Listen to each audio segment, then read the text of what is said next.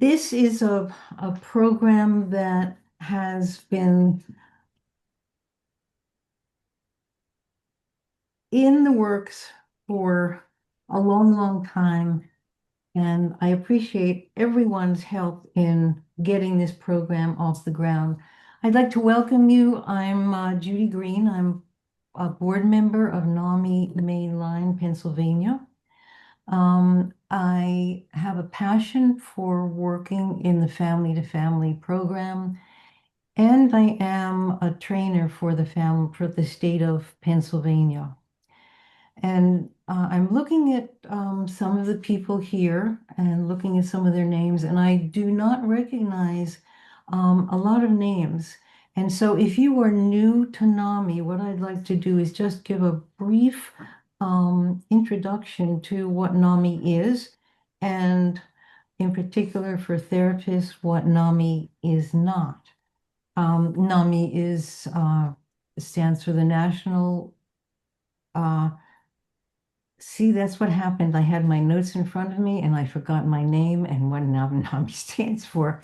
Okay, the National Alliance on Mental Illness. It's a grassroots organization, and we are dedicated to educating, in fact, the Family-to-Family program is an example, supporting and advocating for those with a lived experience and their families, and more broadly, reaching out to and being available to the community.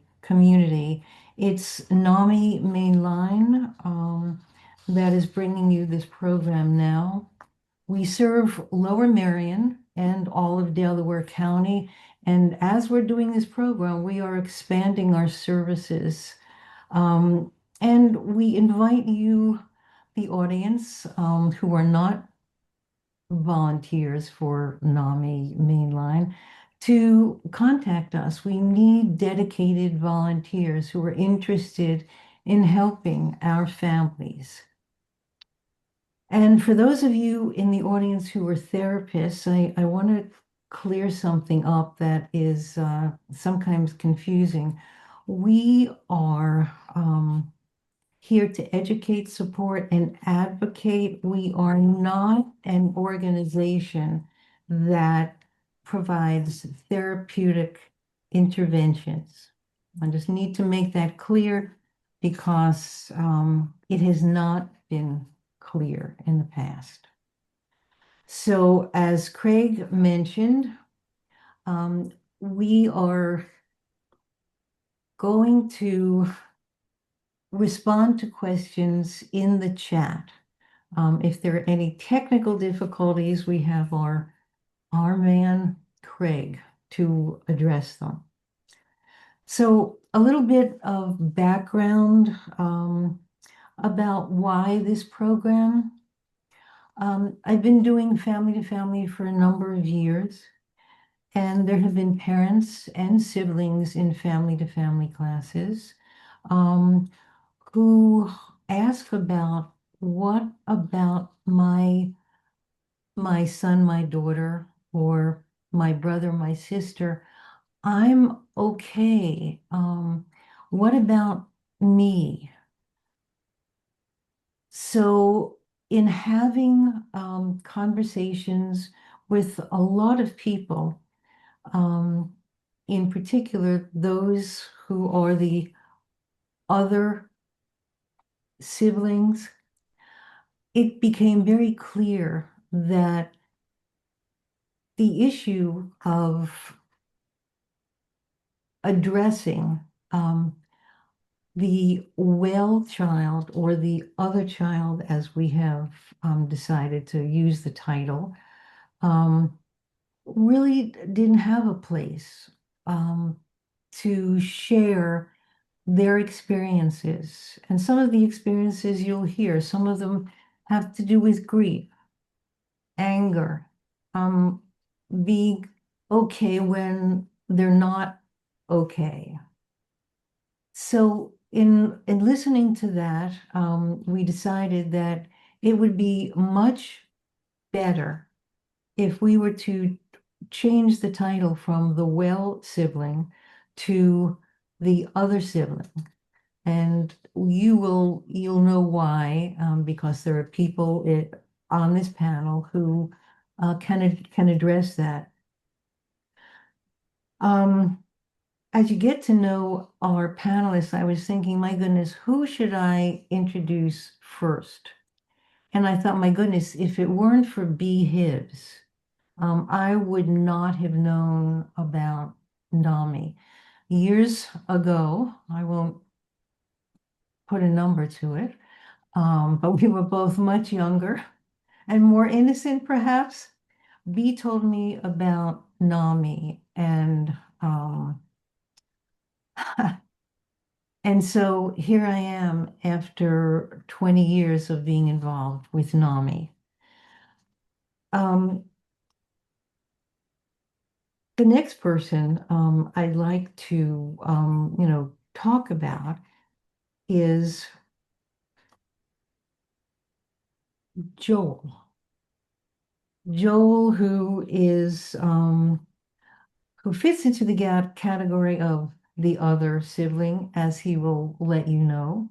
Um, Joel is here as a, a sibling. He's also here as the director of signature programs for the state of Pennsylvania. He's dedicated to having families have the expertise, um, the support that they give in a family-to-family class, in support groups, and in other programs. And he certainly can talk about that. Christine Lederer is a social worker with a passion for working with the underserved, and is affecting change, wants to affect change systemically, and she'll tell you more about that. Joining us from the West Coast is Ben. His parents were in a family-to-family class. He has generously taken time to talk with me and graciously agreed to be part of this program to tell his story of being the other sibling. And Dr. Steve Siegel is joining us from the West Coast. And I had said before that he had family issues that he needed to address, but he's dedicated to us. He's dedicated to having the community and people living with siblings and other family members. Getting a little verklempt here. So let me get out of this. Okay. So Steve is here, and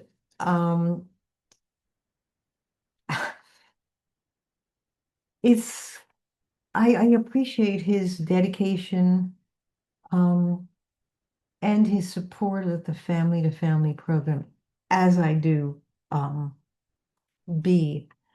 Um, Before moving to California and to USC, he visited many family-to-family classes, and I so appreciate his being able to be with us today. He has so many responsibilities, being the director of one of the largest medical schools in the nation. You'll correct me because I may have gotten that wrong, but he's got a lot of responsibilities. So without further ado, I would like to uh, begin B with you. And many of you know B through some of the books she has written, some of the conversations she's had. But I want to emphasize that B is here today primarily as a sibling of someone who has a diagnosis. So B, can I give you the mic now? Sure. Thank you, Judy. And thank you for hosting this program. It is really important. And it is also has been such an underserved population for many, many, many years. So as I was thinking about how to perhaps shed some light on what my experiences were, but also the vast spectrum of experiences out there, I thought it might be helpful to the audience members to just name some of the risk factors of the transmission of risk from the child in the family with a mental disorder to their siblings. So let me start and I'll interweave what mine were and what kind of was helpful to me in terms of the growth, which many people refer to as post-traumatic growth. We're not using trauma in the life and death sense, although sadly, rarely that is part of someone's story. It's not part of my story, but I would, and many clinicians refer to trauma as big T and small t trauma. So what we all live, I think, is some version, especially today, and small t trauma, like the day-to-day chronic dynamics and issues that we cope with well or not well. And I think the other sibling, which sometimes I may call it well child, it's also sometimes known as glass child, sometimes as parentified child, because there's a lot of overlap in these categories. But part of what we know about the risk factors are these. There's birth order, there's gender, familial factors, and also what was the child's mental disorder and what were the characteristics. So I'm going to do a brief pause to just say there's also some debate in the field about whether to, so it's really a clinical shortcut to say SMI, serious mental illness, which usually means the schizophrenia spectrum, bipolar illness, and others may be thrown in there, versus mood disorders and eating disorders. So those are not as often referred to as serious mental illnesses. So basically, the difference could be the first is really chronic, serious mental illness, and the others, which maybe we say mental concerns or mental, illness that is not chronic. Those are, whether we think of them as more treatable or sometimes just more acute and not as kind of lifelong. So part of my story begins with my older sister. She and I were very close. We're only 14 months apart. And as part of agreeing to do this panel, I gave her a call and said, hey, and I'm going to use a pseudonym for her. Hey, Lee, can you tell me what you remember about that time? And now we're thinking that is now like about 50 years ago when you had when you had anorexia. So she was a teenager. I was 14 months different, so I'm in the grade below her.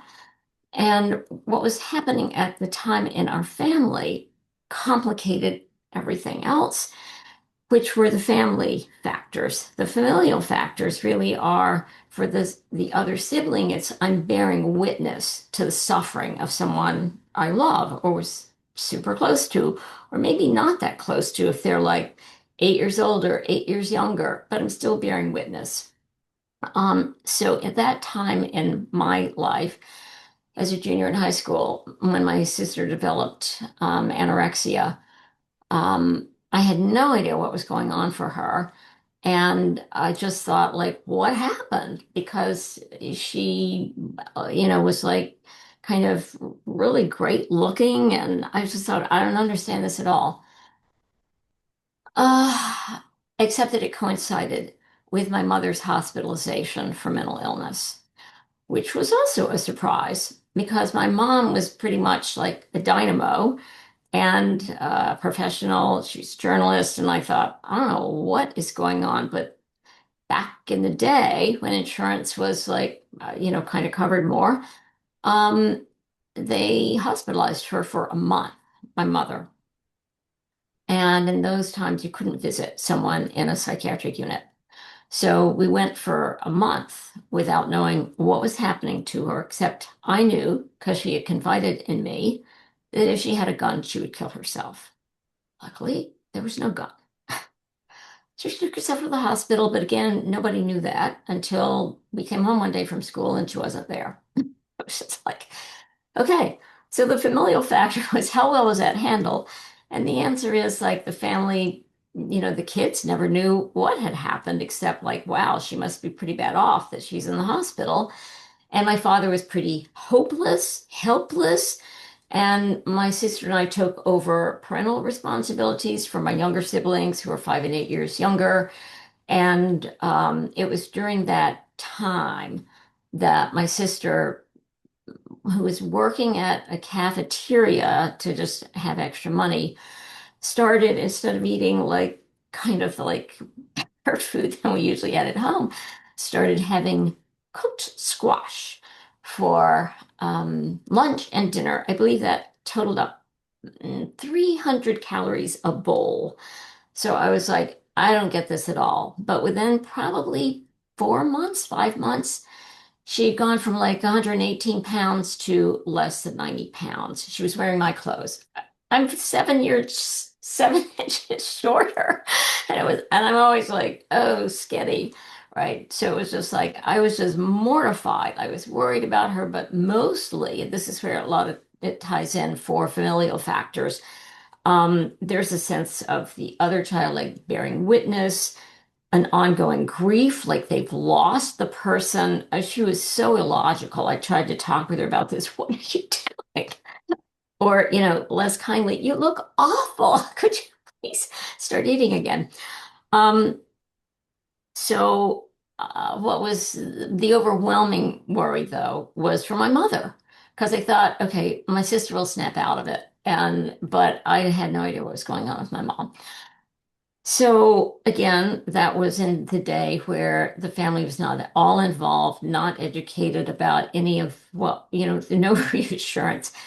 And so really your job as the other child was not to cause your parents any more stress, just to kind of look fine, keep doing well academically, not share anything of what was going on for you because I felt very responsible to be okay, which is certainly one of the emotional tolls of the other sibling. So there's a lot of, sometimes there's anger. I was mad at my sister, like, come on, like now you're going to do this? And also just, of course, not understanding it. And then I was just scared for her. I was just like, oh, this is bad. So eventually my mother got well enough, came home.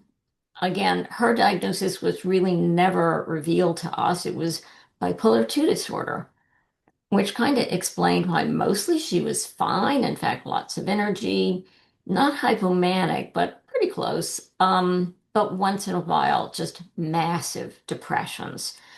So that was the first massive depression that I remembered when I was a teenager. Others happened after that, partly because she didn't believe she was bipolar. She was like, I'm not, like, that was just because this, that, and the other happened. It was always situational as far as she was concerned, until she was about 75 years old. So then she actually began to believe a little bit more. And she certainly took her medicine, but it was never regulated until she was in her 70s. It was pretty sad what she suffered. So that was kind of the overshadowing issue. But to go back to my sibling experience, um, both of them combined to make me feel like I've got to be okay. And part of what happens in kind of behavioral or coping patterns for the other sibling is to become hyper independent. Like, I got this, don't worry about me. So there were probably a decade in which major, massive things happened in my life that I just didn't share. Um, so I'll come to like, what does resilience look like? Because there is post-traumatic growth if we're fortunate. Um, but the bearing witness is very sad. There's anger, which seems counterintuitive at some level because your sibling that you care about is like going down the drain. Um, I asked my sister, why did she come out of it? So her anorexia, so at that time, third of people with anorexia died from it. The approach was psychoanalytic. It was regarded as a kind of neurotic response to anger. It turns out she said, yeah, I was really angry at my father because he was like so helpless, clueless about what was going on with her mom. Um, but after maybe 4 or 5 months, my mother was well enough to kind of go, oh my God, like what's happening, to Lee? and takes her to a doctor. And I didn't learn this either because there was just no like explanation for like they come back from the doctor and the first thing Lee does is sit down, pour, pour herself a bowl of chocolate ice cream, her favorite, and put Hershey syrup on top of it. I thought, oh my God, she's back. So her she had metabolic syndrome for a long time. It totally screwed up her metabolism. Um, and she probably got well when she went to college. But she was not well that year, but she was not starving herself. So I just thought, well, like, I don't know what happened. But what happened to my experience in is that because the familial factors are, do the parents argue? Is there tension? Are there any attempts, by the parents to help the ill sibling, my older sister? It was very little back then. And it was surprising to me when I first enrolled in the family therapy program at what was then Hahnemann back in 1978. It was there were only three family therapy programs in the country. And I was drawn to the field because I had a master's in clinical psych first, but it was so pathology oriented. And I felt like I've had enough of like seeing like suffering. I just thought I need something that's more hopeful. So I went to the family therapy program, and it was shocking to me that like Mnuchin, was running programs for families where there was an anorexic um, teenager, anorexic enough to be hospitalized. So that was kind of my first clue about like, wow, it doesn't have to be this secretive, doesn't have to be this bad, doesn't have to be this horrible for the other sibling, like witnessing all this. But part of what I would say coping strategy helps people recover from post-traumatic stress and the post-traumatic growth is that it's acknowledged by someone in terms of what they've gone through. And for me, it was acknowledged by a family therapist because I'd gone to individual therapy before, but it was very focused on the intrapsychic everything. And I thought, yeah, my problems were more interpersonal than intrapsychic, or at least that's what I thought at that time. So I think what I would say is that I had the protective factors of I did not lose my sister forever. I did not lose her to a catastrophic loss. She came back in that sense of being okay, although she still tended toward being depressive. So I became what's called the functional eldest. So a birth order goes, if you're the younger child, but you're higher functioning, you become the functional eldest. And that person really assumes caretaking responsibilities that are above and beyond their pay grade, above and beyond their age appropriate, and it affects them into adulthood until they really name what's happened and also have some compassion for themselves. But I would say what was a turning point for me is I went to my parents in my late 20s and I asked them to care about what I'd gone through. And they did. And that really solved a lot for me. So I was very fortunate in that regard. So I'm going to pause there because I've gone up to my time limit and give someone else a chance to speak. B, thank you for that. Um, and you've raised some issues that each conversation that I've had with siblings, um, they too have mentioned, the grief, the loss. They have to do okay because they don't want to burden their parents with something else. Um, and you talked about being scared, and you also talked about how people didn't know, and sometimes people didn't couldn't recognize what was going on. So I think that, our other panelists will also talk about that, how those issues affected them, in their own way. Um, Joel, since I think that you are unique on this panel in that you represent a person who is the other sibling in its broad sense of who you are. I invite you to, tell us more about you. Maybe take about, 10 minutes or so. Happy to do that, and I apologize to everybody in advance. I have a cold today, so if I'm a little froggy or if I cough, I'm going to try my best to mute my microphone whenever I'm coughing, so I'm not coughing into everybody's ears. But I beg your patience while I speak. So yeah, as Judy said, I kind of uh, have the experience of having my foot in both camps.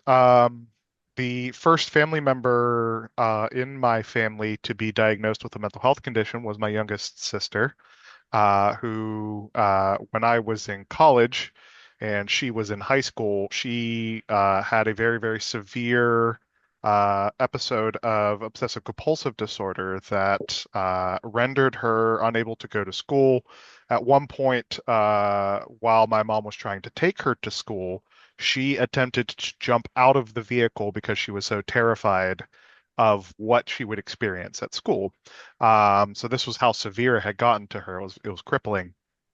Um, and hindsight being what it was, I was probably dealing with my own mental health conditions at the time, but I wasn't diagnosed yet. And so she was the first member of our family to receive a diagnosis.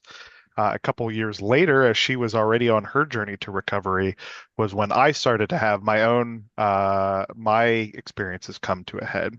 I had a suicide attempt in 2014, and I had ended up being diagnosed with major depressive disorder and generalized anxiety disorder. And I was probably the one who had the quickest recovery, and I say quickest in that my sister was still had gotten to back to a point where it was functional, but she still struggled with her OCD through college and to early her professional life before she felt like she was truly on top of it. And it took me about 4 or 5 years from 2014 to 2019 when I started volunteering and eventually working with NAMI um, to recover. But I quickly kind of became known as the mentally healthy member of our family. That was kind of the role I was ascribed amongst my siblings. And my sister, who was studying to be a PA at the time, she had the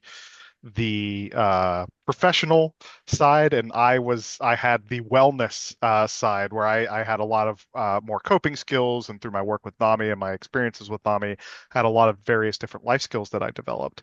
Um, this put me in a rather unique position because there was this pressure coming from inside the family that I was now kind of the resource. I was now the person that was kind of depended on or turned towards in moments of mental health flagging or even in crisis. And this put me in a bit of an odd position in that I felt like I couldn't have my mental well-being flag in front of my family because if God forbid something were to happen, then who would they turn to? And those few times where it did, it felt like it was minimalized sometimes in my family unit because it's like, well, Joel has the tools, Joel has the equipment, he knows how to handle this. So if Joel's in a crisis right now, it's okay. We can let him handle it. He knows how to take care of it. We really need to rally around, this sibling or that sibling. And I really started to notice this as my middle sister, not my youngest sister, started to have her own crisis. Um, I noticed that my family was this was kind of an old experience, right? Because we'd already had two of our siblings go through a crisis, so it was like, okay, here we go again. We gotta ready the defenses and rally around one of our siblings. And I'm sure my little sister can attest to this too. But it really felt like all other all other mental health concerns had to fall to the wayside because this family member is in crisis. And it was long, it wasn't an acute crisis. It was kind of a life crisis, so to speak. So it wasn't like over the course of a couple of days. It's over the course of several months, even years, that we're kind of trying to navigate this with her. But as these things began to fall away, it really just felt like, oh, my youngest sister and I, we can't bring this up because the middle child is the one we need to focus on. And so it kind of has this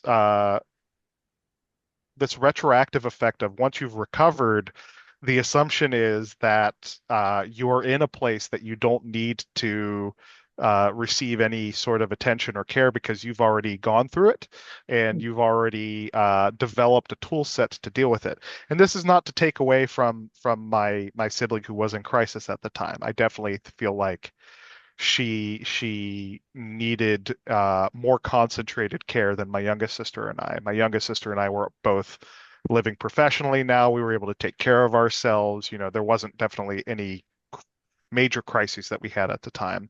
But when we had episodes, whether it was on a trip, my sister who has OCD still struggles with traveling, right? That still can cause her mental health to flag. When it gets to be, I still have seasonal depression very bad. So when it gets to be gray months, Christmas time, I really have to be aware of my own mental health condition. And even in fact, just this past year, I had to go back on antidepressants for the first time in 7 years because my depression coming out of the winter didn't rally. And that was my red flag to me. It was like, well, it's not coming back. I need to take this a little bit more seriously. So it's a challenge. It's a unique challenge to try and be mindful. And I'm not just putting that on my family because I feel like there's an element to myself that I also put that expectation on myself to be well, because now I am the sibling that is I've positioned myself as a resource to be a support for others.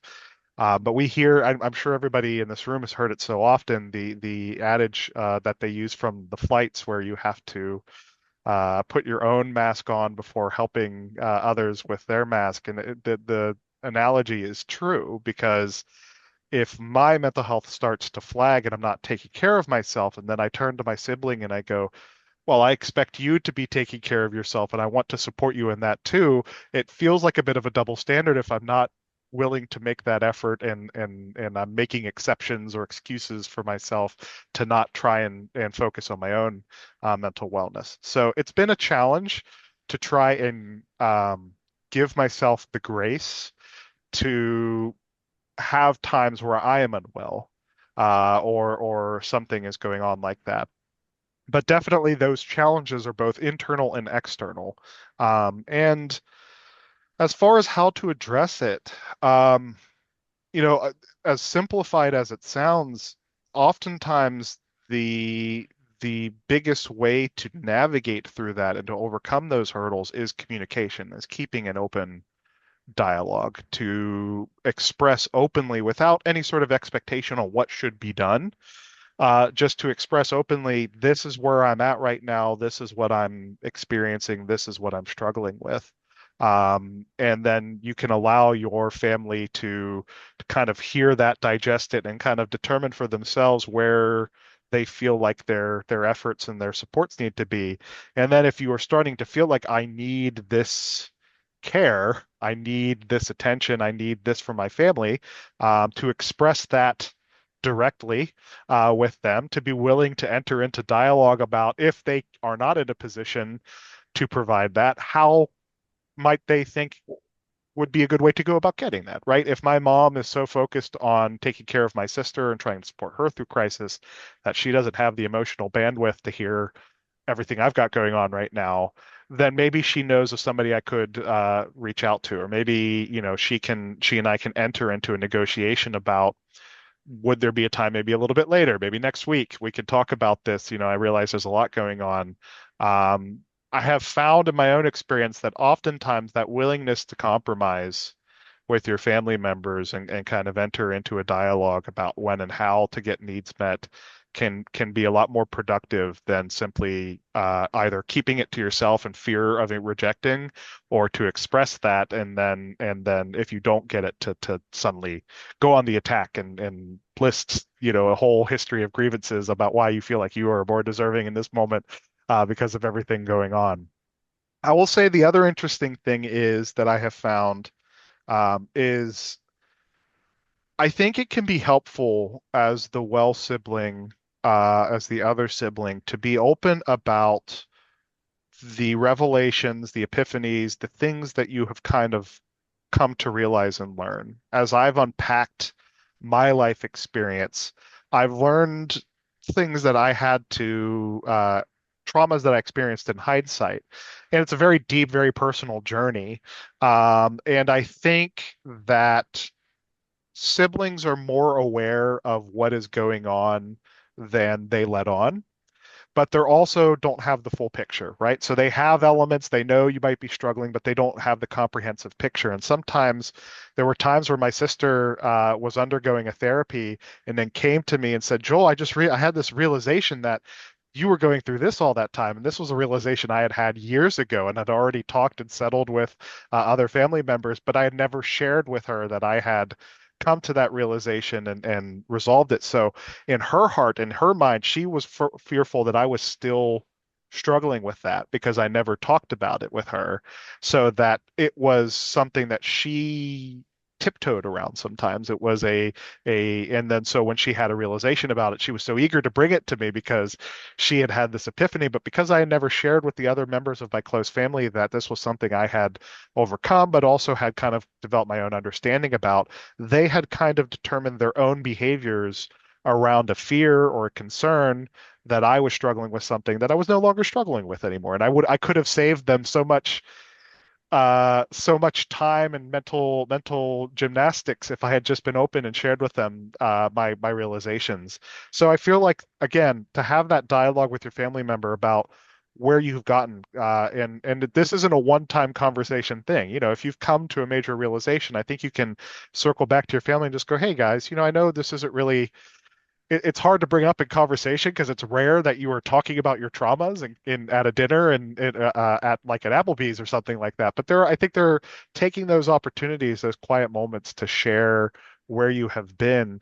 And even if you aren't somebody who's in recovery, even if you just are the other sibling, to let your siblings know in a way how struggles have manifested for you.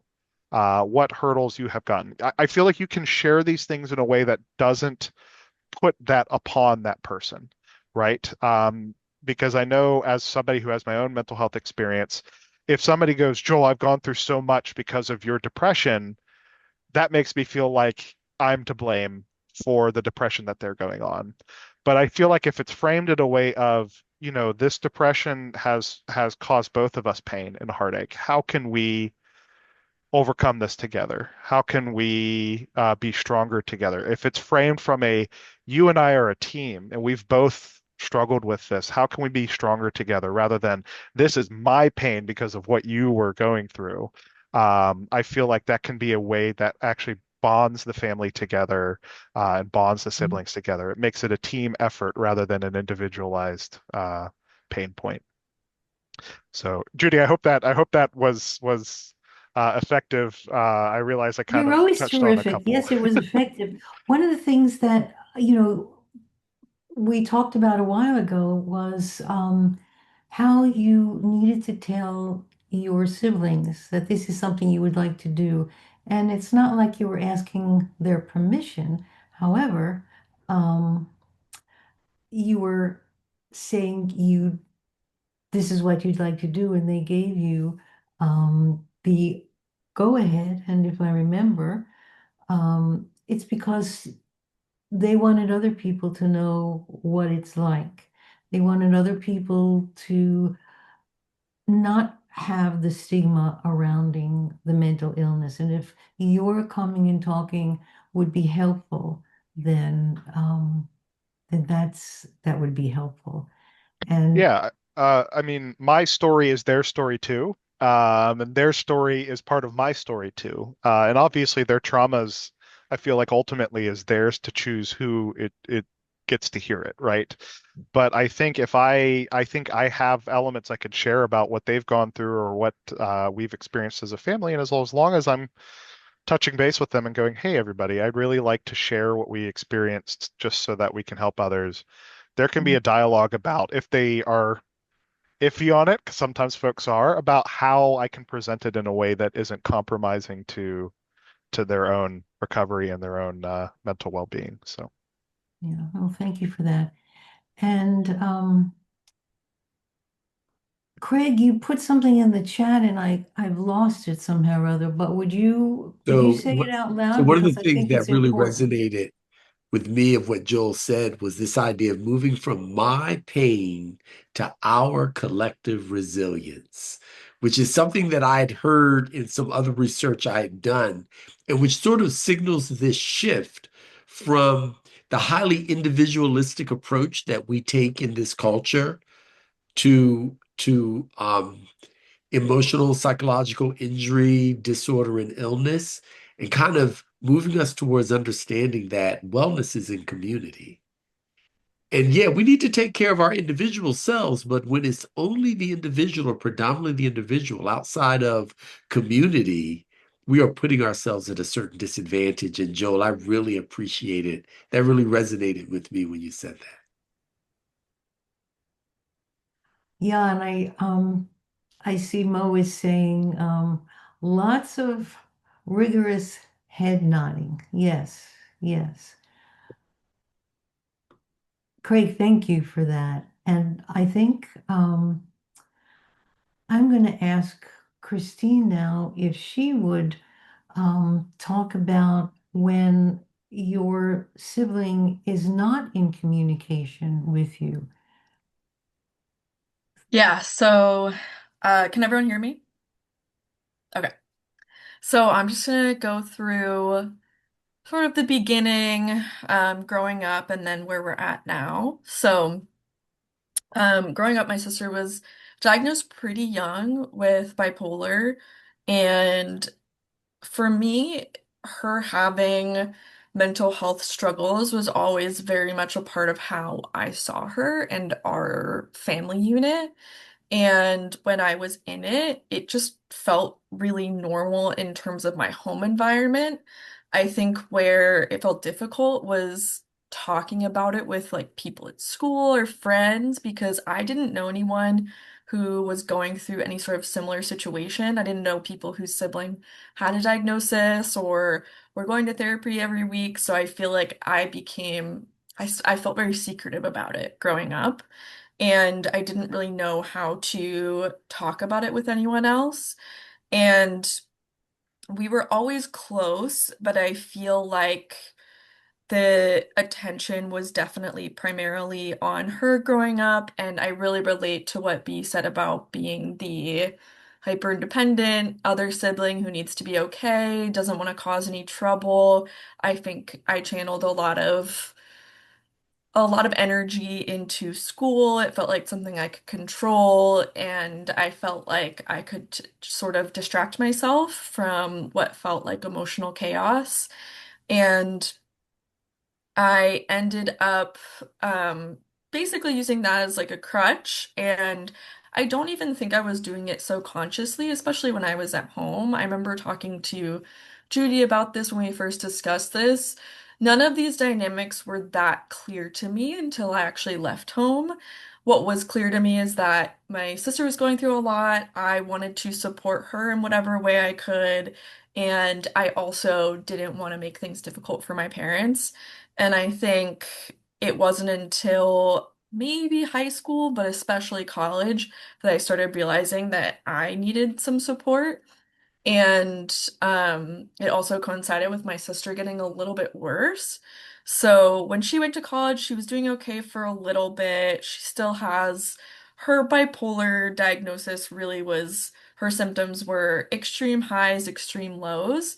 And I think going to college was a good experience, but also brought out like having all these amazing new experiences, having so much fun, and then having really intense depression where she couldn't go to class and she started getting really poor grades. And when I went to college, she I think, trying to remember the timeline, was hospitalized. She had been hospitalized when I was younger, but this was the first time where I was a little bit more aware of her being hospitalized. I think maybe for a few weeks.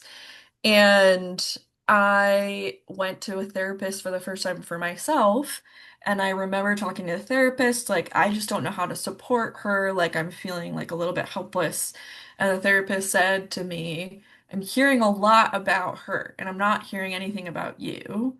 And I was taken aback. Like, I didn't even realize that that's something I was doing. It felt so normal to me. Like that would be the reason why I would go to therapy. It wouldn't because of anything I had going on. It's because I need to help this situation. And then that first therapist would really unpacked a lot about how the family dynamic was so centered around my sister and just like the mental wellness, and it didn't leave space for anyone else, and it wasn't helpful for my sister either because she always felt under the microscope. She could feel that she was considered like the sick one or the ill one, which is not a good feeling. And I think she felt very monitored, and she felt very compared as well, like, oh, I'm not the one who's like doing well in school. Like, I'm sorry I can't be like Christine, whatever, which I didn't like either. So, really, just like everyone's being impacted negatively, but we're just in this cycle where we can't get out of it. And that was the first time where I started talking to my parents about, can we talk about something else? Like, even when my sister's not there, she's the center of conversation. Like, can we talk about me? And I started unpacking how I didn't feel able to discuss my own anxiety. I think me being such a perfectionist about school and later about other things was a manifestation of my anxiety. And that wasn't really acknowledged because my parents weren't seeing any problems per se with that. So they were like, okay, we don't really have the time or space to dedicate to that, so we're just going to push it down the road. And I started being a lot more vocal, like, no, I'm having a lot of anxiety. I need to talk to you guys about this. Some of it's related to being put into this caretaker position for my sister, who is older than me, but I sort of became the functional eldest. And I also felt like I wasn't allowed to just experiment, be a person, make mistakes, cause my parents maybe some worry, which I think is completely normal. And I think through leaving home and having my own experience, I started to understand like who I was, what I struggled with, and I ended up taking space from my sister. She, before that, would call me 4 times a day. I was a freshman in college. It wasn't even necessarily good conversations, but she just, anytime there was any issue, she wanted to talk about it. She wanted to feel better about it. And if I couldn't make her feel better about it, then she would get mad at me. And I was being really irritable and resentful about the amount of time she was taking from me. But we were just in a bad pattern. I pick up the phone every time, we get in a fight. And I just reached a point where I was like, I need a break. And I'm sure I could have handled it differently, but I was young and I was like, I just need a break and we're not going to talk for a little bit. And it was really helpful for me. And I think she wasn't happy, but I needed to understand who I was and what I cared about outside of her. And I needed to understand what our relationship could look like outside of me being her like emotional soundboard, because I think so much of our relationship was wrapped up in her wanting me to make her feel better about things and not about us having sort of a mutual relationship where we're both sharing what we need. And we gradually started talking again, and I think we did develop a little bit more of a friendship versus like this therapeutic relationship. And then she started having symptoms of schizophrenia, schizoaffective disorder. She started having really intense delusions, and they were wide ranging. I think the first time I really noticed something was off, she refused to come home for Thanksgiving, and she ended up staying at her friend from high school's house that was like 5 minutes away. So it was confusing to me because she said, oh, I don't want to come home for Thanksgiving. It's so depressing. I don't want to be around our parents. I hate the town we grew up in. But then she was really close by. And she ended up calling me on Thanksgiving, and we met up in her high school parking lot. And she's telling me, like, these people are after me. I can't trust anyone. Like, you can't trust mom and dad. Like, for anyone who's dealt with anyone with psychosis, it's pretty classic first symptoms. And I had no idea what was going on. I was a psych major, I knew about psychology, but this was brand new, and I was just mad. I was like, you're making a huge deal about everything you have going on. We can't even have the holiday without it becoming all about what you have going on. And I got really mad at her. And yeah, obviously, I'm not proud of that, but it was just very confusing. And I do think I felt like, here we go again. Like, I'm going to get wrapped up into this. I'm not going to be able to, like, see how I fit into this family unit without it becoming about her. And then I realized it was very serious, and it just kept getting more intense. There's times when she's been missing, she doesn't tell anyone. She started thinking my dad was a double, like just very intense delusions. And once I started realizing that the ambiguous loss term is somewhat new to me, but I think it really makes sense here where she changed in a certain way. And I think it's still hard for me to admit that the sister I knew before isn't quite there in the same way anymore. So for a really long time, I was clinging to what I knew her to be like. And that also really, as much as the space and me figuring out myself helped, it really threw me right back into I need to fix this. Even if I wasn't having this conscious discussion, I was feeling like I need to pick up the phone every single time she calls because it could genuinely be an emergency. If she gets mad at me, I just need to take it because she's the one who's going through something difficult. I need to be there for her no matter what. And I did that for years. And again, it wasn't a good relationship. Like neither of us were happy with that. It was a cycle of I'm never going to be able to provide anything for her, so I'm always failing. She's always feeling like I'm failing. And again, like we're not having a mutual relationship at all. And I think what actually broke that cycle is unfortunately she reached a point where it became clear to me that nothing I could do was going to change her situation because I acted for years as how I imagined the ideal sibling should. I picked up all the phone calls, I visited her when she wanted, and there was still always something that I was doing wrong or something that wasn't living up to the standards. And I finally realized her psychosis is so intense and ingrained that I can do anything and it's not going to fix it. This is a very serious mental illness. And even the psychiatrists who work with her are having a hard time figuring out medication that's going to treat her well. How could I, like, it's almost arrogant of me to think I'm going to be the one to break her out of something that is difficult for professionals to figure out. So, once I finally, also lots of therapy helped me get to that point as well.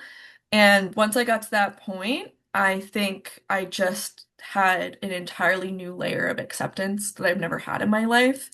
And unfortunately, this isn't a story where she got well and everything's better now. She still is really struggling with her delusions. She's been inpatient for about 2 years right now, and the ambiguous loss and grief is incredibly intense, maybe more intense than ever because she's on maybe her like third hospitalization and she's been cycling, and I am a social worker, so I know that this unfortunately is somewhat common in people with really ingrained delusions, but it's really, really difficult.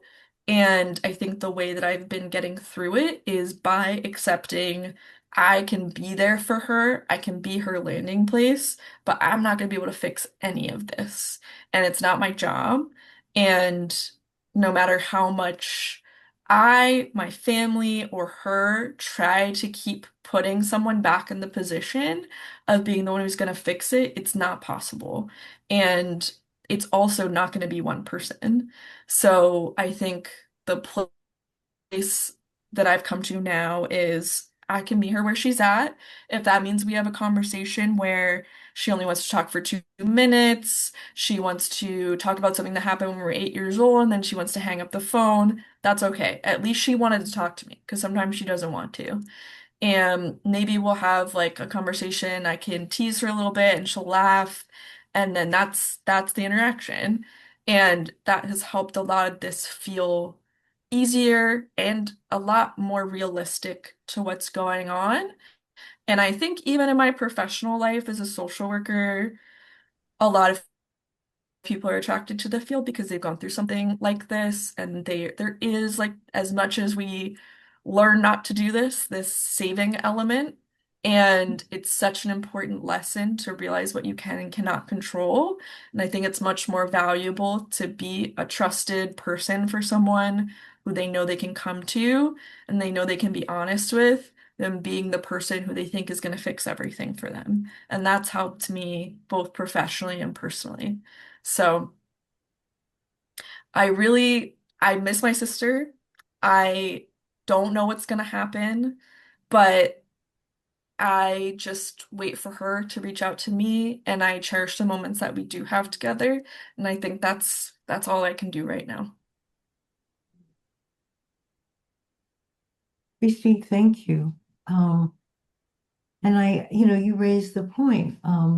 We are not able to fix someone, but what's so very important is to be there, with someone. So better to be trusted than a fixer. And you mentioned one book in particular, Ambiguous Loss, and that's another book that B. Hibbs shared with me. I think it's a really important book.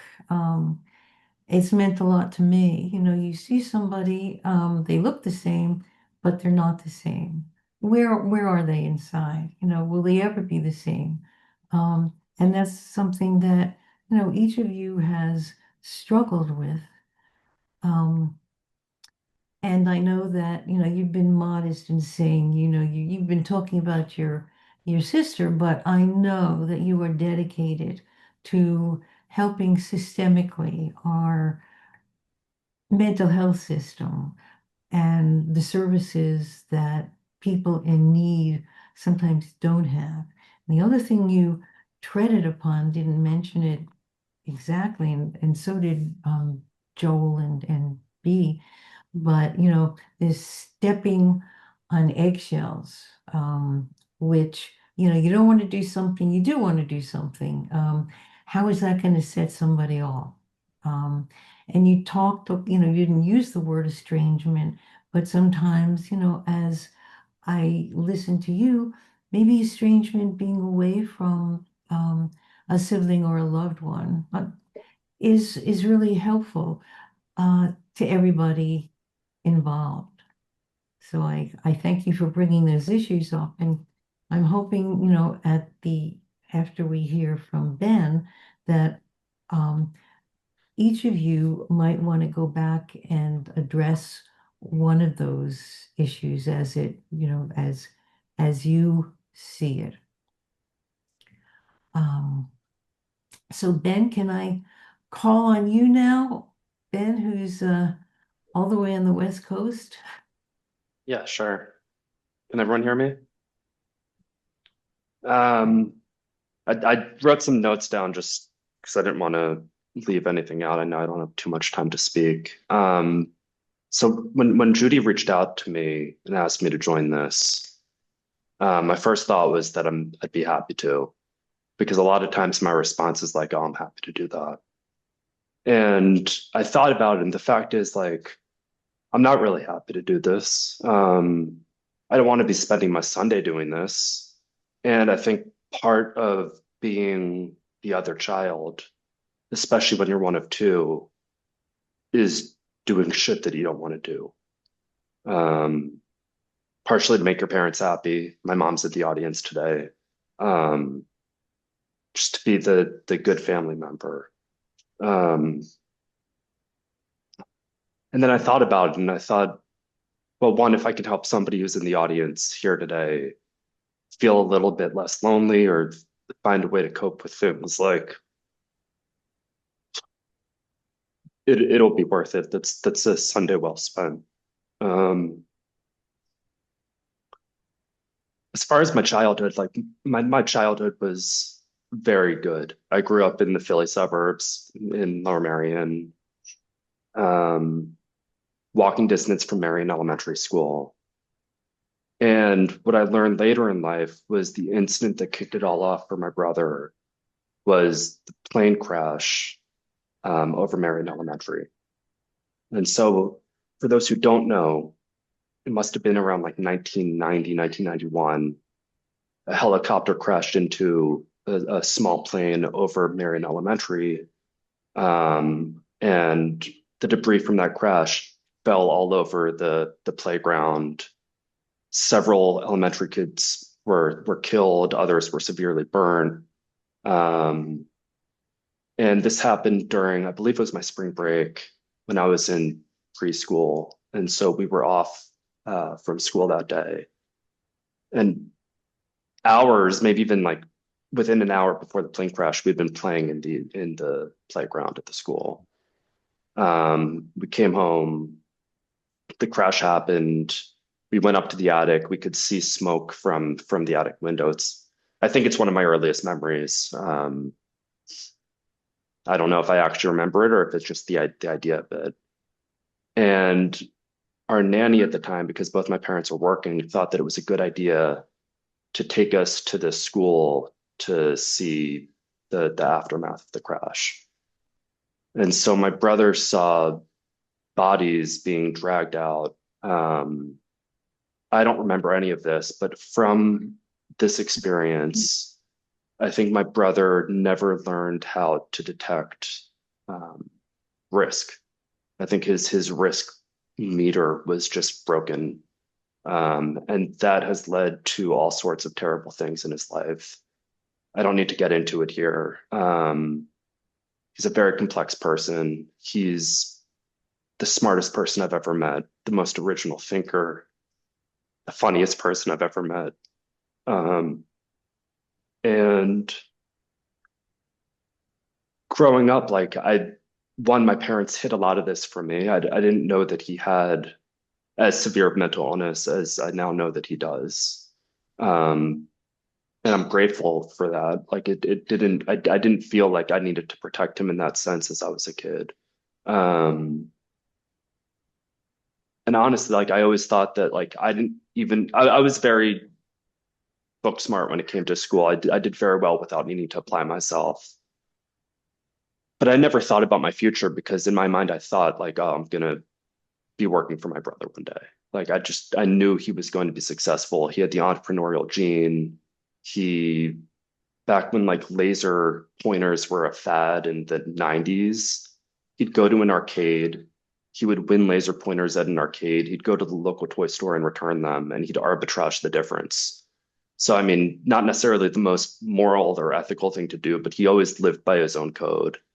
And he was profiting like, I don't know, $10 as a kid just from getting very good at this arcade game and always scheming for ways to make a little bit more money and run successful businesses. I honestly don't even know what diagnosis he has today. He's been diagnosed so many different ways, whether it's recently dissociative identity disorder, borderline personality disorder, bipolar disorder, post-traumatic stress disorder. You talk to a different psychiatrist, they're going to come up with different diagnoses.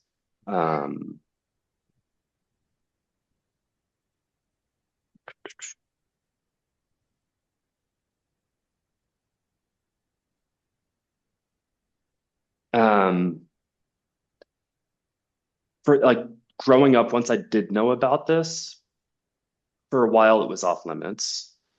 I think that was out of respect to what my brother wanted at the time.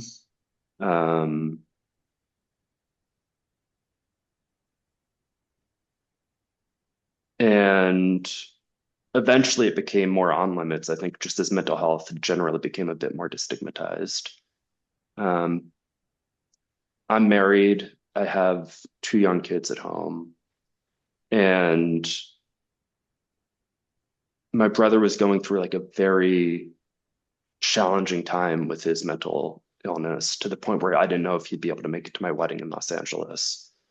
Um, and he used my wedding as a goal that he worked towards to make it across, fly to Los Angeles.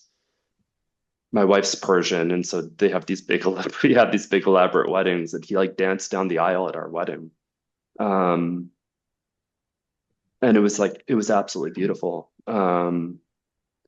But he didn't come to the wedding party. A lot of the weekend was focused on making sure that he was in a good space. And honestly, I'm used to that.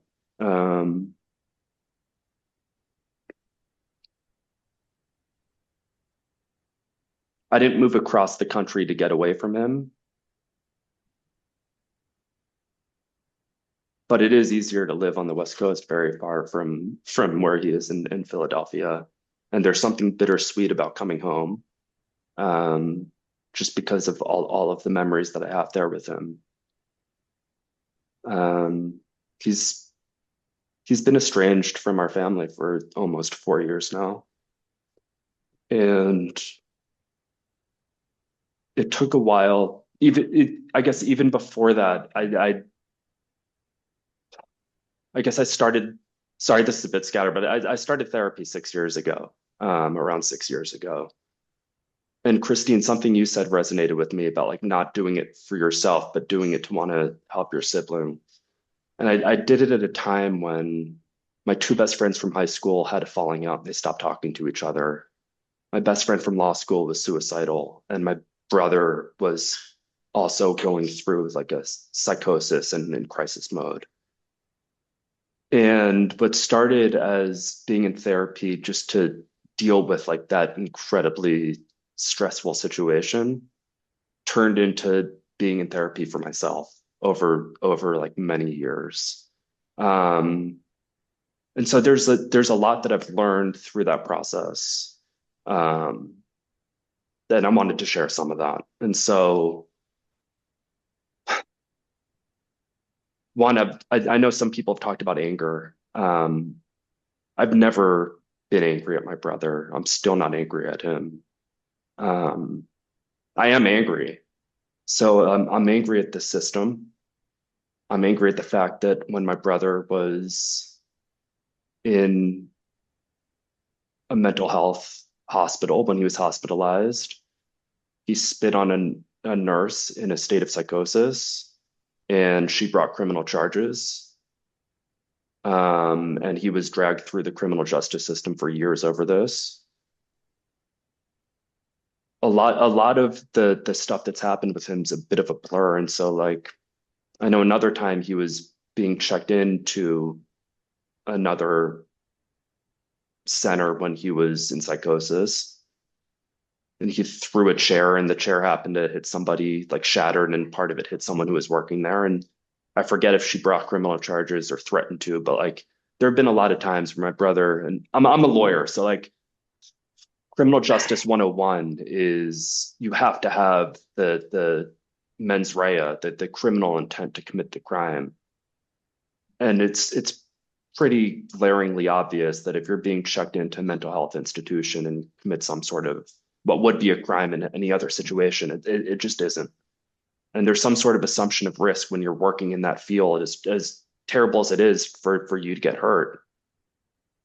It comes with the territory, and to bring criminal charges in those situations is just, it really angers me. And it exacerbates the pain for the entire family, and it prevents recovery and growth. I'm angry when my friends ask how my brother supports himself, because that is the furthest thing that I'm concerned about. Or if they ask, well, like if your parents are doing this for him, like are they doing something equal for you? Like that shit doesn't matter to me. And I'm angry at my extended family that isn't capable of acknowledging what my brother's going through, even though they know about it, and asking about him and asking about how I'm doing just with everything going on.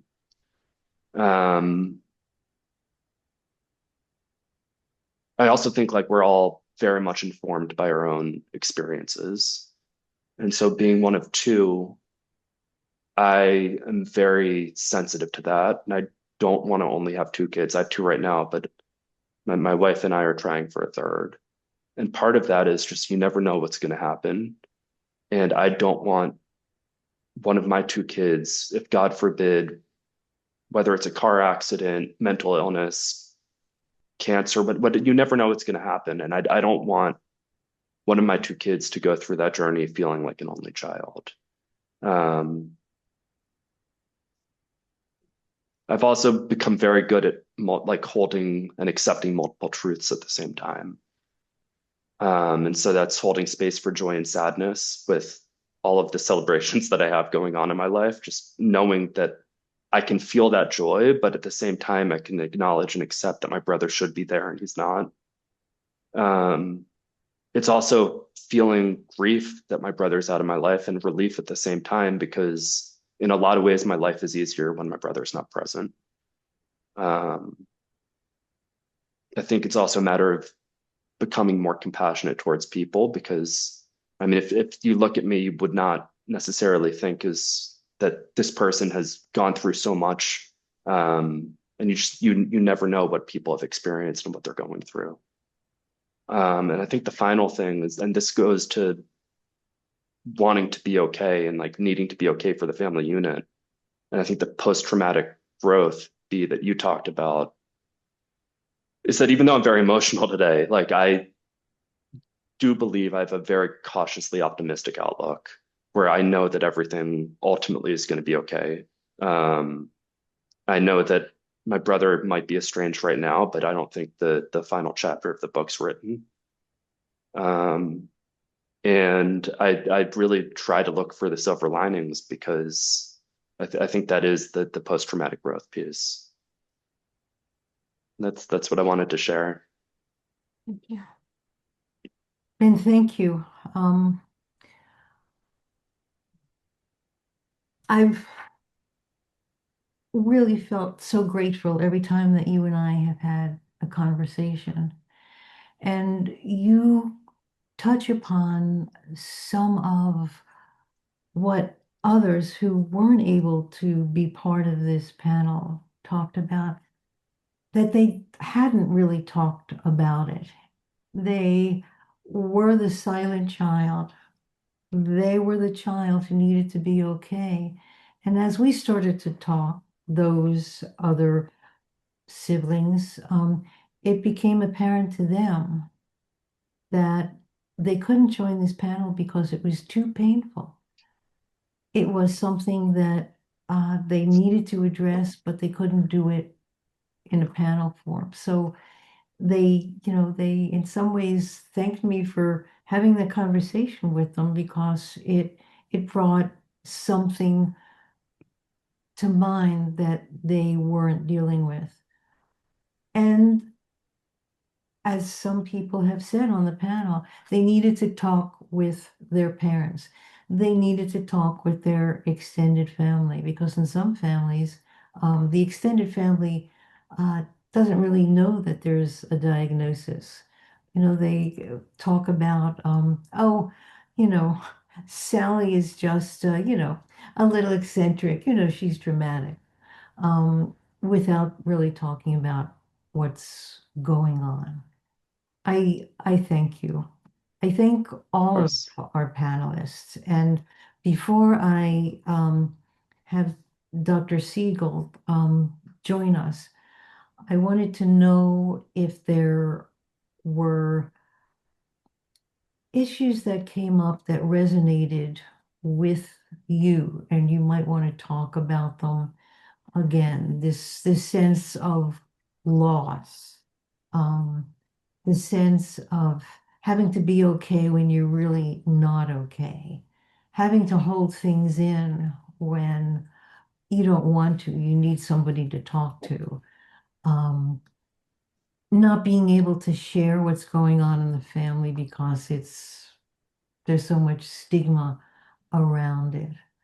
I just wondered if any of our panelists would like to address that from their perspective.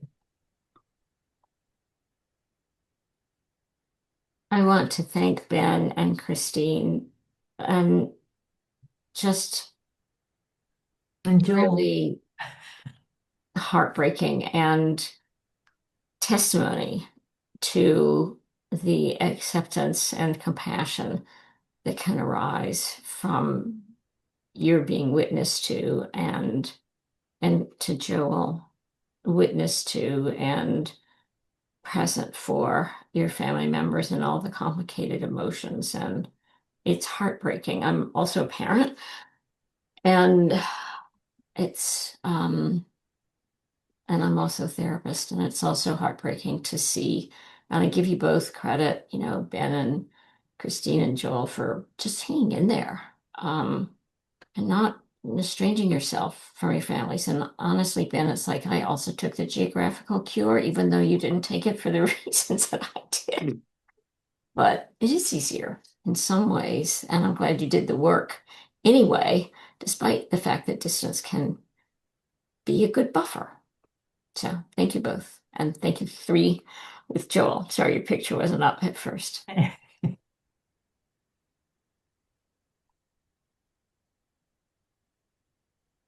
being a teacher, I know about wait time. I don't know if this is directly responding, but I just wanted to mention, because you mentioned like the systems work. So I am actually a macro social worker, so I don't do therapy. I do more like the policy side and trying to change the state level, city level of how we deal with mental health. And I also work in the disability space. And I think part of accepting there's always going to be a complicated relationship with like me and my sibling and the family dynamic, but the conditions that she is subject to by being in these mental health systems, especially inpatient, she's in a state facility, are horrendous, and that is a policy issue. That's not a matter of her not doing something or her needing to care for herself in a different way. It's underfunded. They're treated like prisoners. She talks on a payphone. She is not she's not treated in a way, and it's not even the staff, it's the facility. It's just they're run down, they're not well maintained. So I think I just want to make a point that when you have these complicated relationships and you're always doing this work with your sibling, I think there's also this other piece there that these systems, no matter how much we do with the individual, are not going to get better without us putting some of our energy towards that. And also being mindful of what's possible for our sibling when these are the systems that they have to go into to allegedly rehabilitate or whatever that is. So that's something that I think has been helpful for me in thinking more about like advocacy and how to improve the conditions that people are living in. So Ben, just for what it's worth, and Christine, I just filed an APA ethics complaint against one of the physicians who had treated one of my family members. And I just think most people wouldn't know what the physician had done wrong, and that family member didn't even know. Why did you file a complaint? I kind of went, I don't, who else is going to? Like, I know what the care should have been. So I feel for you. You're absolutely right. The system is broken, and it's really hard to find great caregivers as mental health providers. And I mean, it's just an incredible burden on the families that bear more and more and more of the responsibilities, to Christine's point, in terms of all the funding cuts and that sort of thing. It's just awful. There are more parents who are caregivers to their adult children now than there are people who are caregivers to their aging parents. Just crazy. Yeah. So anyway, thank you, NAMI, for being a support. There's a comment, a question in the chat. How do you navigate all of this when you're not seen and the ill sibling is resentful of the healthy sibling? How did you navigate that?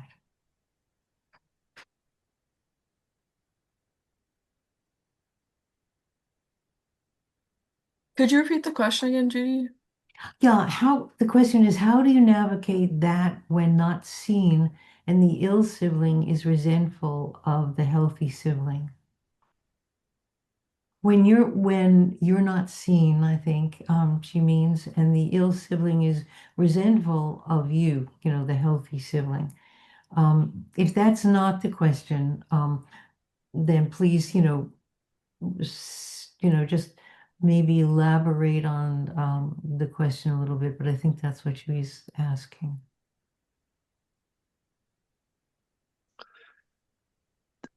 Personally, and I think I'm probably pretty fortunate in this regard. The question doesn't resonate with me. Because even though, like, from some perspectives, I have it all and my brother just doesn't, he has never viewed everything that I have with jealousy, even when he was in my life. And he was never, he never resented me for it. And so in some, like, I feel a lot of gratitude that was never a dynamic that I needed to, one of like many dynamics that I never needed to work through with him. We fought a lot as kids verbally. We never really physically fought.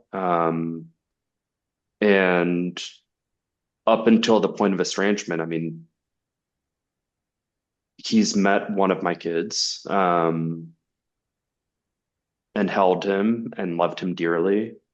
He knew that I was a successful lawyer, and when he didn't have a career, like that didn't, maybe he felt stuff, but he never took it out on me. And I honestly didn't even realize this until, and I know I said I was angry at my extended family. I've one aunt, my dad's youngest sister, who is probably the most emotionally intelligent extended family member I have.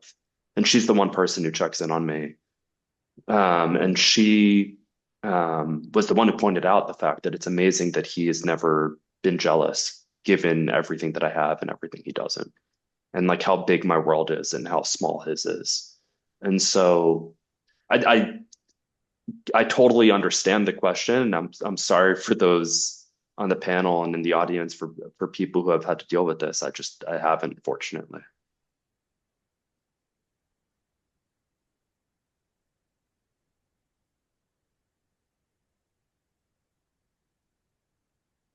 Joel has his hand up. Joel.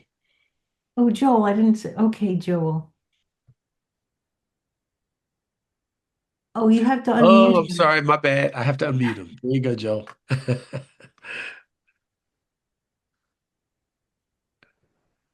There we go. Okay. So one, if you're willing to brace yourself for a difficult conversation, I have found that sometimes asking where that resentment is coming from, can be helpful, at least in trying to better understand your sibling. It's definitely something that I've had to do with one of my sisters, who was very resentful of my attempt to take my own life for a while. And that led to some insecurities with her. And I had to have that conversation head on because she wasn't sure she could ever talk to me about it. Because at the same time she felt resentful, she also felt some shame feeling that resent. But that's kind of the nature of emotions and resentment, as I feel like it's not always necessarily rational. Sometimes people cannot help themselves for feeling what they feel. It's just there. And so I feel like addressing it, at least in my own experience, head on, can at least, in my own experience, it led to healing. it doesn't always necessarily make the resentment go away. But sometimes by acknowledging that it's there, it at least helps the to deaden some of the pain that can surround it. I will also just say, just understand that that is ultimately their emotion, and that sometimes there's nothing you can do to dispel that, right? That's their own Mhm. hurdle, their own challenge that they have to navigate, that they have to address. And you could be prepared and willing and open to discuss it, to navigate it, to try and overcome it with them. But ultimately, if that's their battle to fight, they have to be the one to fight it. And if they're not in a place where they're ready to do that or prepared or interested, then simply to recognize that is where they've chosen to be. And, there's any number of reasons why somebody might choose not to try and address that resentment. Many of them I feel like are incredibly valid. It's just, sometimes acceptance of this is the nature of things. This is where both of us are, in the hope that that person is doing whatever they feel in the moment is necessary to maintain their own wellness. It can be painful. I know my mom and we've had a lot of issues over our history, and the distance between she and I is, now she's in Florida, I'm here in PA, and I feel like that distance ultimately was healing for both of us. And we're able to have more engagement than we ever have in our past. It's not what she wants. She definitely wants a lot more, but our the net result is still positive for both of us. So, sometimes it's that compromise. I feel like it's not always what you may necessarily want it to be, but can you find a place where you accept and are okay with the way things are, can be helpful. Thanks, Joel. Well, I have been in touch with Steve, and he's ready to go. He's still in the car. That traffic in LA is terrible. Uh, so, Steve, thank you for being here. Thanks, Judy. And can you all hear me? I know there were some challenges earlier with Yes. the sound. Yep. Great, thank you. So it's nice to see many of you whom I knew when I lived in Pennsylvania up until 10 years ago. And for those of you who I don't know, nice to meet you today.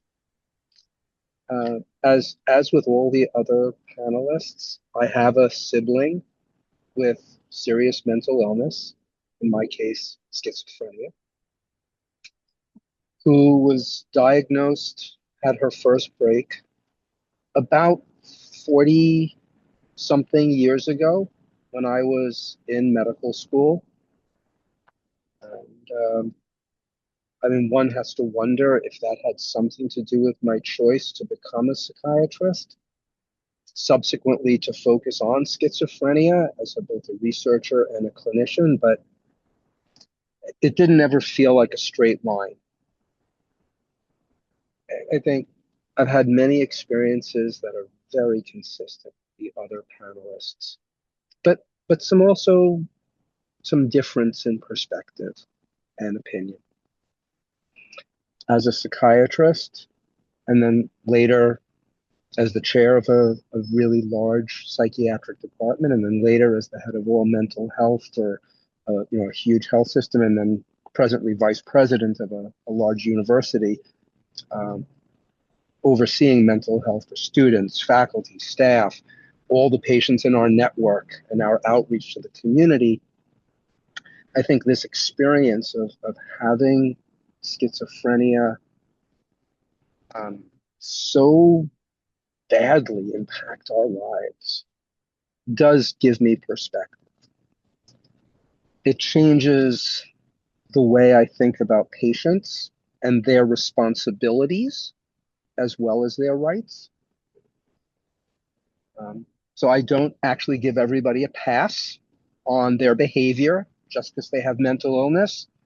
And that, I hope, helps the families that I also treat to know that no, it is not okay for your son, daughter, spouse, sibling to do whatever they're doing just because they have mental illness. They're still people.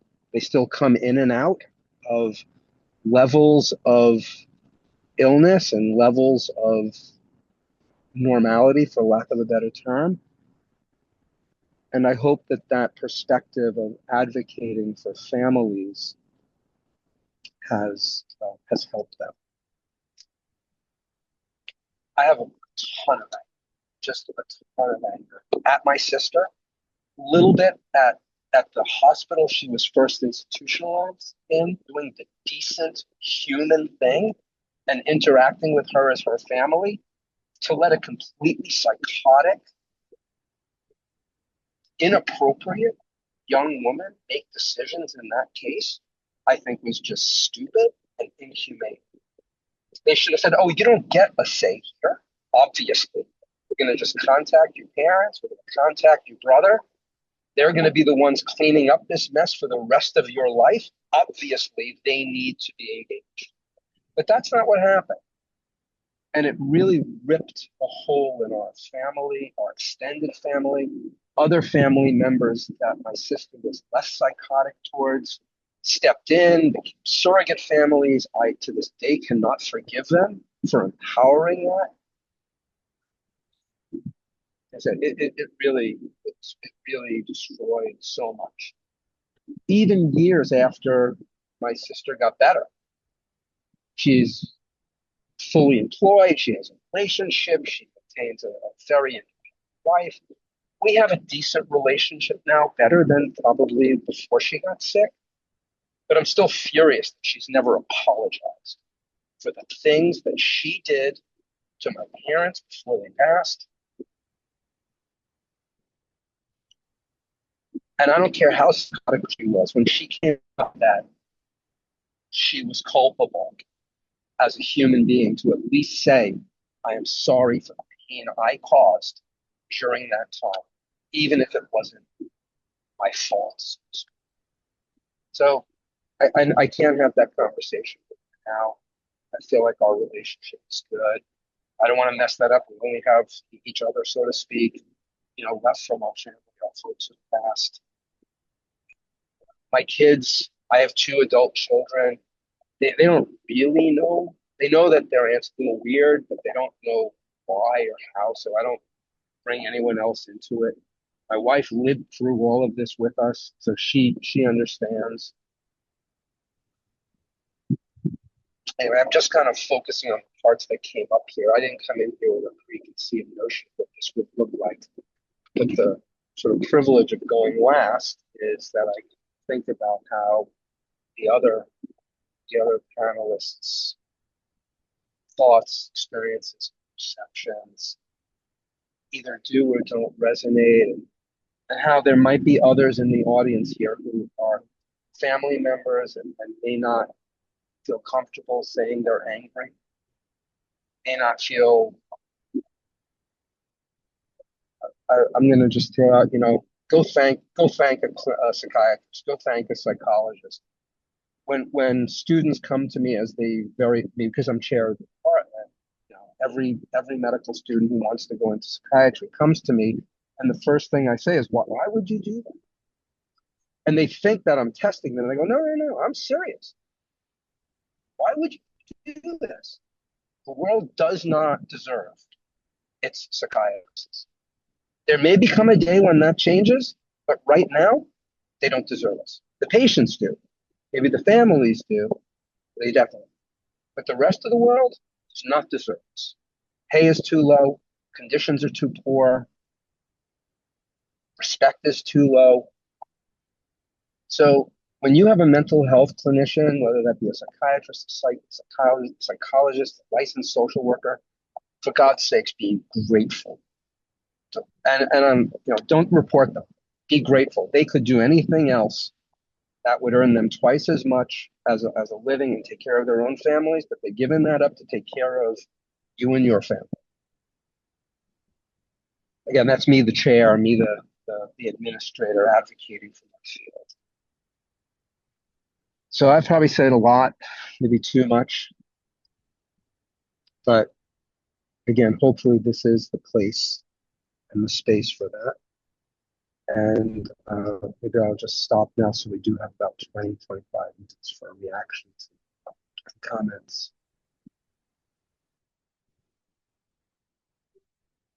We always welcome your thoughts and commentary on things. And I have to say that in each of the classes that Steve was gracious enough to attend, it was a bright light in the lives of those families sitting around the family-to-family table, because here was somebody who cared, who's extremely bright, talented, and is looking to be helpful in many, many different ways. You know, what I wrote about him is just, you know, 2 sentences, but it could take up a page. His dedication and his commitment to families, um, his support of NAMI. I mean, I really have to say that B and Steve have, in their professional capacities, supported NAMI, have supported me personally in our family-to-family classes. They've come, you know, if these people speak other places, we don't give them an honorarium. They haven't asked for it. They do it because working with families is important to them, and they have made a difference. I can say that, you know, they have made a difference. We never know what kind of difference we're going to make. You know, a casual conversation with B years and years ago about, hey, do you know NAMI? Da, da, da. Well, here I am. Um, um, and Steve came to class because he was he needed people to participate in a study he was doing.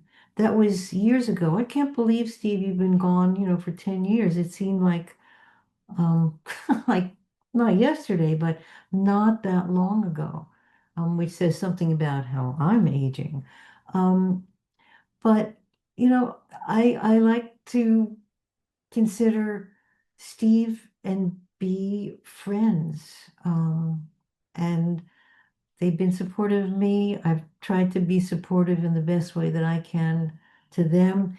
And I'm speaking not just for myself, but for all the families. When I run into somebody, somebody will contact me. So how's that, you know, how's Steve? B hasn't come to class yet. So they don't ask about her. But you know, this program is something that I've wanted to do for a long, long time. Um, and I couldn't get people to be part of the program. You know, if you looking at Ben as he was speaking, and this is not to in any way diminish the other speakers, but looking at Ben when he was speaking, um, he was holding it together. And I appreciate so much all of you having been part of this panel. But again, I would talk to people who said that, yeah, they'd be interested in doing this because it's important for people to know. I wanted to be able to give voice to this subgroup of families who don't have a voice sometimes. And I hope that this is just the beginning of what we here at NAMI Mainline are doing. And again, I'm going to talk about NAMI Mainline. I'm going to talk about family to family, unless somebody interrupts me. But there are so many families now who are in need of support. And again, I'm saying this to the therapists out there. We're not in competition with you. We don't do therapy. We are not therapists. That is not our role. We educate, we support, and we advocate wherever advocacy is important. We have a wonderful woman who is chair of the advocacy committee. When she was in a family-to-family class, she went to Harrisburg. Um, So, I mean, I could stop here, and I guess maybe I should. Usually, there are questions that come into the chat, but I haven't seen any. But with my technical skills, maybe I'm missing them. So, Craig, are there questions other than the So ones that I they're asked? none yet. I just prompted the audience to put any questions they might have in the chat. And there you have it. We have one. Okay. I have one also, but let's take other people first. Okay, so you ready? You want me to read it? Yeah, please do. Okay, so the question is, okay, my daughter is 13. Her 19-year-old sister has autism and anxiety along with attention deficit and hyperactivity disorder. She isolates herself in her room. Um, dissent want counseling, fights a lot with her sister. Any suggestions? She says she just doesn't want to deal with it.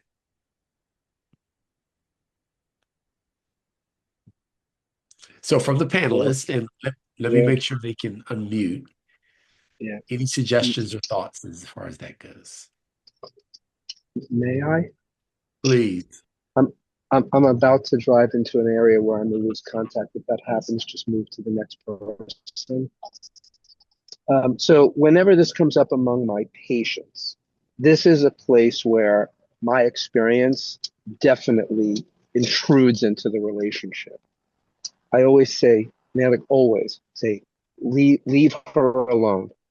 Let her not be a caregiver right now. Let her not be pulled into this. Let her not be disrupted by this. Because someday, sooner than you realize, you will be gone. And that sibling will be her problem. She will become the adult. And I really resonate with that. The younger sibling becomes the adult in the room. Well, they're not just going to be the adult in the room, they're going to be the only adult in the room. So my personal guidance would be let the well sibling be while you can do the work, because you're going to pass this to them. They're going to become that person's parent someday. And it just kind of is what it is. Love to hear the other people's view. Steve, I agree. Thank you for your wisdom on that. I would also encourage the parent to get in touch with either an attorney or a plan of PA so that they can plan financially for the other sibling to be less burdened and for the young adult with autism who will probably be qualifying for SSI at the least, but to do as much as you can to protect the younger sibling from being as burdened, not only emotionally, but financially in the future. Christine, Letter, you have your hand up. Okay. Yeah, I think um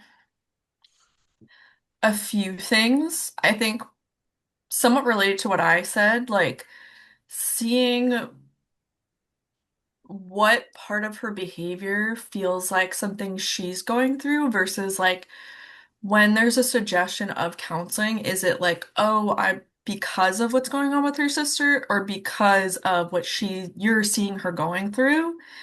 And the other thing, because maybe she's like, no, I don't want to have to talk about my sister even more than I already am. Like it's possible that's what's going through her head. And I really relate to like the isolating and the just deal with it. I think that's like unfortunately a pretty common coping mechanism.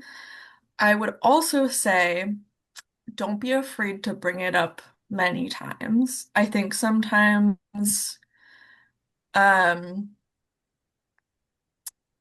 sorry, to clarify, I wasn't saying don't push her into counseling. I was gonna say bring up counseling a few times instead of just imagining it's gonna be one conversation. I think if my parents had come to me and suggested counseling, I probably would have reacted pretty badly at first because I think there's a lot of shame around it.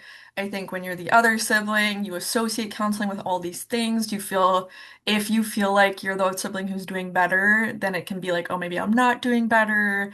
And so I would just encourage like continuing to bring it up and continuing to understand like why maybe they don't want to beyond just, oh, I'm just gonna deal with it and it's fine.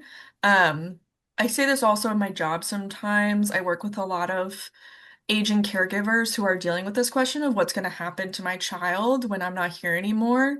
And when you bring up like the possibility of residential or a group home, it's really, really upsetting the first time, but it's not supposed to be a one-time conversation. So don't necessarily like back away if there's maybe like some pushback and just keep pushing towards it if you feel like that's the best choice. Joel. Thanks. Yeah, Joel. I'll try and be concise, because in case there are other questions. First, I do want to say, just from my perspective, as in kind of having my foot in both camps, both as a sibling who has been unwell and as well as the well sibling. Oftentimes when a parent comes to me, like when my mom came to me and said, you need to do this, you need to go to counseling, you need to do that, my knee-jerk reaction was to reject it just because it felt like an infringement on my autonomy, on my independence. That doesn't mean that you aren't entirely correct in saying that. You may very well be, but the family dynamic makes me go, oh no, my mom's telling me to do that. I don't want to, right? Um,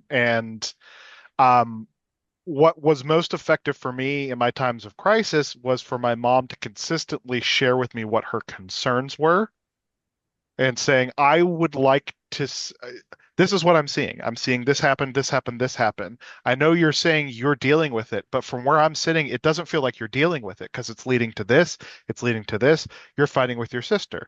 This is what I'm seeing. I'm worried. I want to see this improve. How can I help that? Right? And that can begin a conversation where during the course of the conversation, you might be able to say something like, have you considered counseling? As you guys are discussing what the solutions can be, and be willing to compromise and try. There may be things that she wants to try before going to a doctor, and I feel like that's valid because the procedure of going through treatment can be a lot, both for you and for them. And so, but also be willing to go, hey, we tried this, we tried it your way, it's not working. And then go, so I think a dialogue about, okay, I'm willing to do what you want to do first, but if this doesn't work, can we try this? And kind of trying to meet them halfway. I'll also say, because Steve said something that really resonated with me, again, both as somebody who has his own diagnosis and has been through crisis, but also as the well family member. First, behavior, mental illness makes certain behaviors understandable. It doesn't always make it acceptable, right? We might understand why someone is acting that way. Oh, I know this is your depression causing you to do this. I know this is your thing causing you to do this. But that doesn't make that behavior always acceptable, right? And have found when my family set boundaries and said, this is my line, you are not going to be crossing this, or this is going to happen, that's a lightning rod for me. Having that barrier, first of all, I was not happy for it at the time, right? Like, I pushed back on it. I fought against it because this is a new barrier being introduced. You are not going to get thanks, certainly not in the moment, for putting up a barrier and saying this is where this is crossing the line. I'm telling you, in my experience, it was healthy, not just for the person putting up the barrier, but for me, because when my mental health condition is at its worst, I lose all comprehension and understanding of what is and isn't acceptable. And sometimes having somebody reflect that back at me. I know sometimes families kind of give the person going through crisis carte blanche to behave however they want to, because there's a fear that if they push back, it'll cause that person to isolate more. And it may. But having that barrier can also be important, to have that sign to that person of what is and isn't acceptable, because they may not have the equipment to be able to accurately assess that themselves. So while they may not thank you for it, it certainly took me years before I thanked my family for putting up certain boundaries. I have found in hindsight it was very, very healthy for both me and for them to have those barriers there, and then when they were crossed, to have them, followed up on. Joel, thank you. And I'd just like to comment on that. That's something that comes up a lot in family to family. Well, I can't say this. I can't set boundaries because who knows what it'll do. It may set somebody off. Um, I I also would like to say that there are there's one group run by someone in our audience now who I don't want to say specializes, but certainly has a group for the other sibling. In fact, she has her hand up now. So, Edie, if you want to say something, we want to be there for people who need us. We want to be supportive. So, Edie,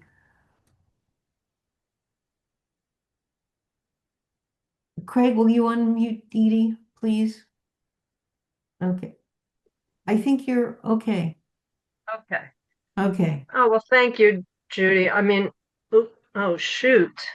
No, we can see you and we can We can hear see you. you, Edie. Go Okay, well, ahead. good, because I suddenly lost you. But I just have a lot to say. Thank you for doing this program, and to the speakers. I feel like, the work you've done on yourselves to come to terms with this is probably what allows you to even do this, which is so powerful. And I think when I learned that the sixth stage of grief is finding meaning in the loss. And I feel like you all doing this is like, you know, changing your suffering into meaning. And also, the vicarious trauma of watching a loved one go through our system and with all its problems and what to do about that, becoming advocates and clinicians trying to advocate for families. It's a great way to like channel the anger and the loss. I just wanted to say to the previous question about the daughter with the sister who has autism and ADHD. I'm a big fan of validation. Anyone who knows me knows that. And I think, just being able to sit down with the sibling and say, listen, it's hard having a sibling with neurodiversity or mental illness, and it's not fair, and it's hard on all of us. It's hard on you, but I'm here if you never need to talk. I'm willing to go to counseling with you if you're not able to just talk freely with me. But, I just want you to know I see you. I know this is not easy, and I want to be there for you. I just think that goes a long way, even if, it plants a seed. And the other thing I wanted to add is about special needs trusts. If you do financial planning, if you want to protect people's rights to get government benefits, you have to pick a trustee. And I think it's really important to not have the sibling be the only trustee or even be the trustee, because it puts a lot of pressure on the relationship. You can get professional trustees. So that's just the whole other can of worms. But I think, um, somebody said that. Hold on a minute. It Somebody was, talked. yeah, Steve was also wanting to make that point that Yes. financial issues going forward, it's important And to, and it right. And also just where is this person going to live when the parents can no longer take care of them? Who is going to, planning that ahead of time? Because I've been running a sibling support group for 20 years, and that's a big concern, is what's going to happen. And survival guilt is a big issue. um, you know may make it, that whole thing of resentment. The flip side of that could be, I feel bad, what, it wasn't me, it could have been me. And I didn't hear anyone talk about that today. Maybe that's a good thing. I've heard a lot of that in my group. So I think I'm going to stop talking, but thank you, Judy. Thank you, everyone. Okay. Thank you, Edie. Right, there was Judy, one more question. yeah, okay, so let me read it. So someone asked a question who said, I have a 3-year-old child who doesn't understand my sister who has bipolar and schizophrenia's behavior, smiling and laughing inappropriately, suddenly walking away, withdrawing, etc. Sometimes my daughter, this is the 3-year-old daughter, misinterprets it as playing a game.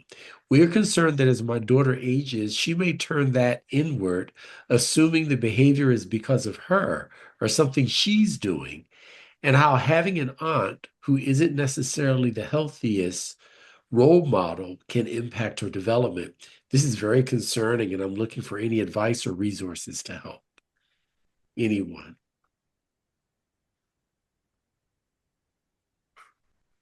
Children have to be addressed in an age-appropriate way for all kinds of challenges in their lives.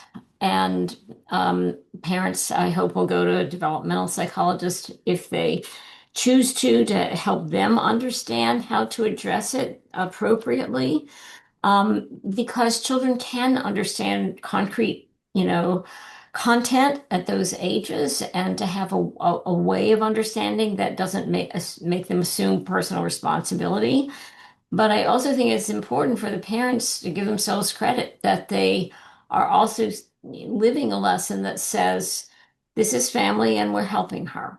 And I think that is really to their credit, as hard and burdensome as that may be, that this person is present in their lives. And it sets a model, a kind of relational, ethical model.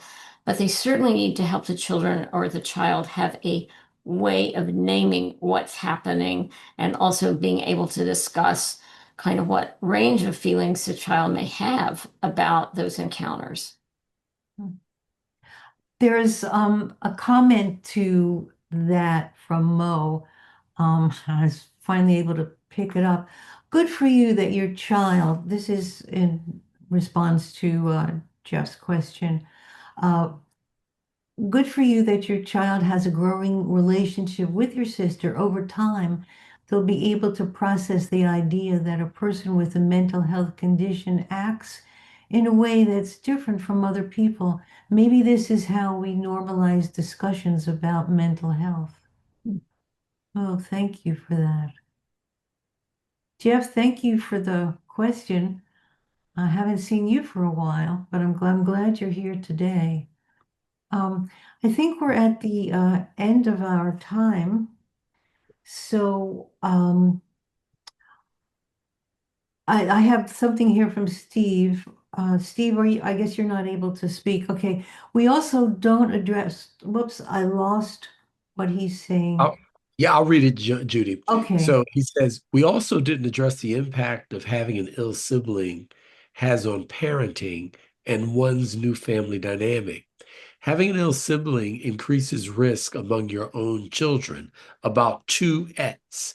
The overall risk is low, 1%, and the enhanced risk is also low, 2%. But I didn't exhale regarding my own children's fate until they were past the age at which schizophrenia manifests. And we know that's the zone of around 19 to 25. Yeah.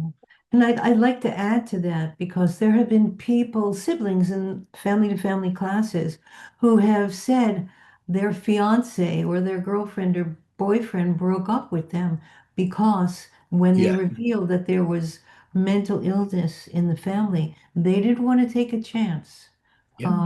of having a child with a serious mental illness. Yeah. Well, I'm here to stay. I don't know if the panelists are also, but if there are any more questions or comments, we can, certainly stay Gather there. here. Yeah. Yeah. So, Yeah. Okay. But Judy, just because there are some people who will be leaving and we are at the top of the hour, we you want to are. kind of have the final thank yous, goodbyes, that sort of thing, and then we'll Well, hang on long for you know anyone who me. wants to. So long, Yes. farewell, auf Wiedersehen, adieu. Thank you all for being here. I would sing more, but time is running out. Um, I just see something from Nora. This has been an excellent and much needed webinar. Thank you. We also need more sibling support groups. Yes, yes, yes.